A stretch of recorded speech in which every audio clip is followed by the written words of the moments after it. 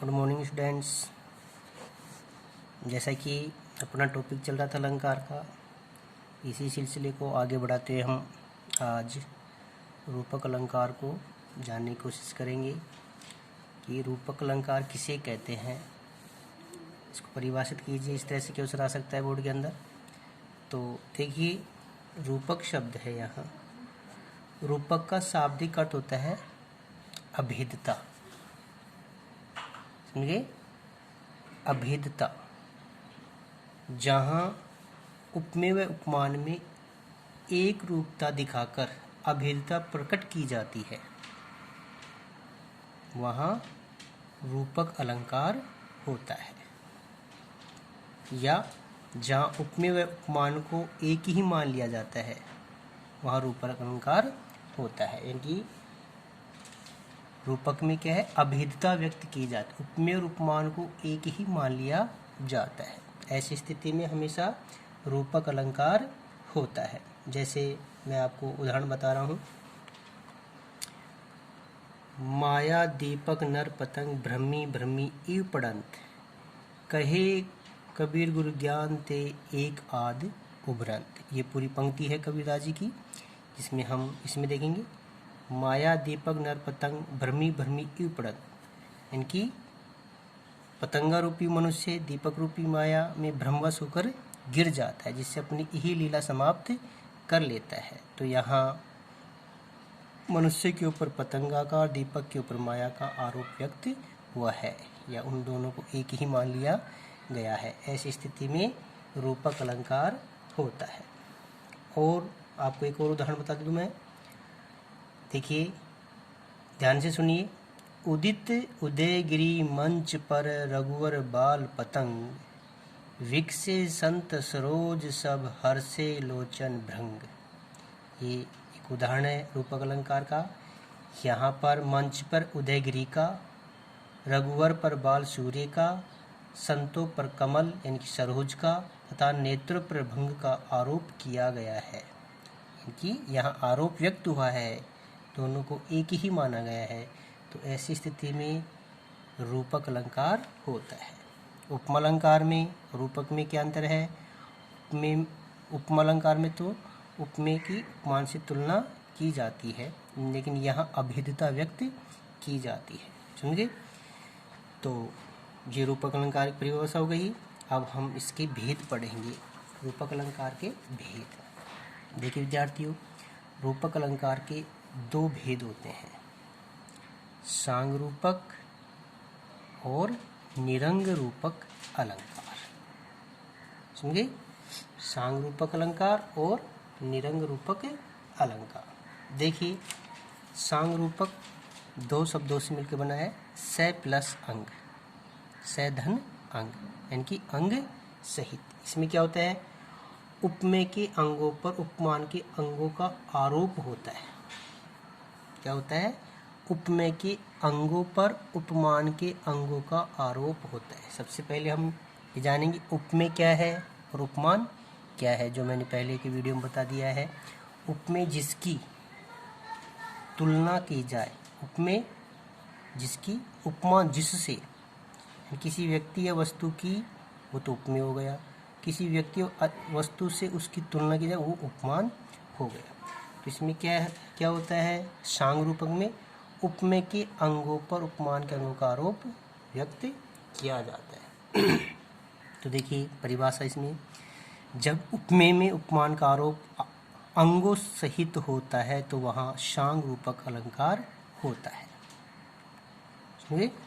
देखिए एग्जाम्पल है इसके कुछ, जो अपनी पाठ्य पुस्तक के हैं ये ज़्यादातर।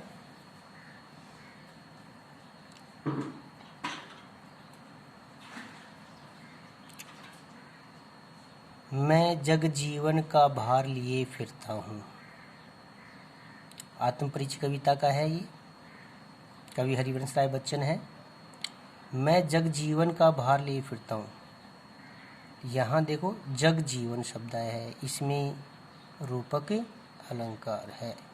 संसार रूपी जीवन, जग जीवन इनकी संसार रूपी जीवन। दूसरा है मैं इसने सुरा का पान किया करता हूँ। इसने सुरा में यहाँ रूपक अलंकार है, प्रेम रूपी शराब। होंगे क्या हुआ है, यहाँ उपमेय में उपमान का आरोप अंगों सहित हो किया जा रहा है यहाँ। नेक्स्ट है मारिए आशा सापनी निज डसिया संसार। मारिए आशा सापनी, यहाँ आशा सापनी में आशा रूपी सर्पणी, यहाँ रूपक अलंकार है। इसी तरह जग भवसागर तरने को नाव बनाए। भवसागर संसार रूपी सागर, यहाँ शांग रूपक अलंकार है। ते कीमी जानहि रघुपति मूड भरे भवकूप। भवकूप यहाँ देखिए संसार रूपी कुआं, तो यहाँ शांग रूपक अलंकार है, क्योंकि इन सभी में उपमेय और उपमान का आरोप अंगों सहित हो रहा है, तो यहाँ शांग रूपक अलंकार है। नेक्स्ट है दूसरा इसका भेद है। इसके और मैं उदाहरण बताऊँ आपको, जो आपने सुना भी होगा।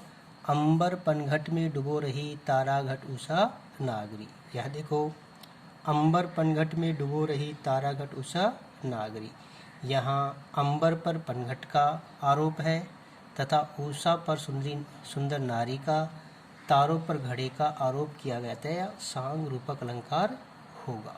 और भी आप इसके उदाहरण देखना चाहो जो आपको मैं बता रहा हूँ। इसके अतिरिक्त बरखा ऋतु रघुपति भक्ति तुलसी साले सुदास, राम नाम पर वर्ण जुग सावन भादो मास। तो यहाँ देखिए आपको शांग रूपक अलंकार देखने को मिलेगा। यहाँ राम भक्ति का रूपक वर्षा के साथ बांधा गया है, वर्षा ऋतु के साथ बांधा गया है। वर्षा है यहाँ राम भक्ति, धान है तुलसी जैसे राम भक्त, सावन भादो राम के ये दो अक्षर है, राम नाम के दो अक्षर है, इसलिए यहाँ शांग रूपक अलंकार होगा। नेक्स्ट है निरंग रूपक अलंकार। निरंग रूपक दो शब्दों से मिलकर बना है, निर प्लस अंग, निर्धन अंग अर्थात बिना अंग के। देखिए इसमें क्या होता है, जहाँ अंगों से हीन उपमान का उपमेय में आरोप किया जाता है, वहाँ निरंग रूपी अलंकार होता है।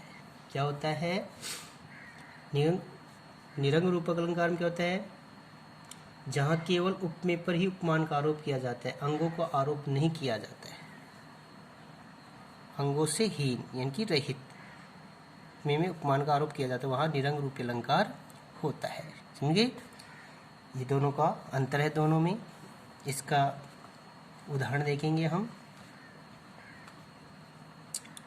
दधी मथी घृत काड़ी, लियो डारी दही छोई। देखो दधी मथी घृत काड़ी, दधी मथी संसार रूपी दही, संसार शब्द यहाँ नहीं आया है लेकिन यहाँ उसका अर्थ लिया गया है। दधी मथी संसार रूपी दही, घृत काड़ी श्री कृष्ण रूपी घी, डारी दी चोई निस्सार रूपी छाछ को छोड़ दिया गया है। तो यहाँ निरंग रूपक अलंकार होगा। निरंग में क्या होता है, केवल उपमेय पर ही उपमान का आरोप किया जाता है, अंगों का आरोप यहाँ नहीं किया जाता है।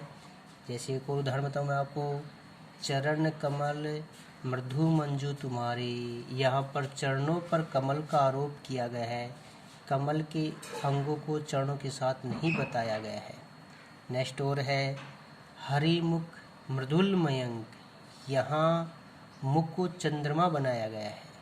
समझे, यहाँ मुख को क्या बनाया गया है, चंद्रमा बनाया गया है। तो यहाँ निरंग रूपक अलंकार होगा, अंगों सहित इसका आरोप नहीं हुआ है। नेक्स्ट है कर दिया किसी ने झंकृत जिनको छूकर, मैं सांसों के दो तार लिए फिरता हूँ। यह आत्मपरिचय कविता की पंक्तियाँ है कवि हरिवंश राय बच्चन की, जो अपने पाठ्यक्रम में है। कर दिया किसी ने झंकृत जिनको छूकर, मैं सांसों के दो तार लिए फिरता हूँ।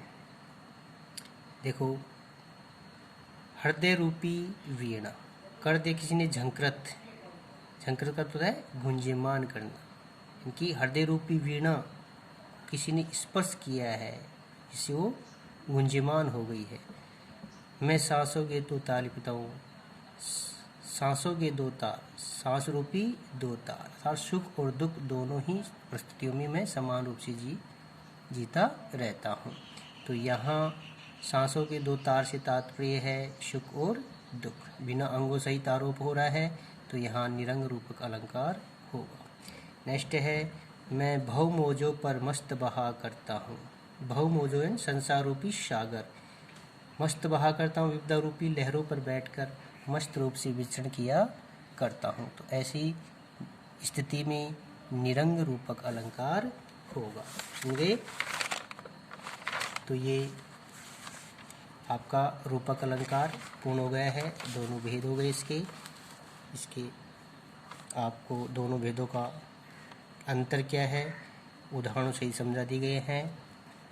धन्यवाद। साथ में अपने चैनल को सब्सक्राइब कर दीजिए। Thank you.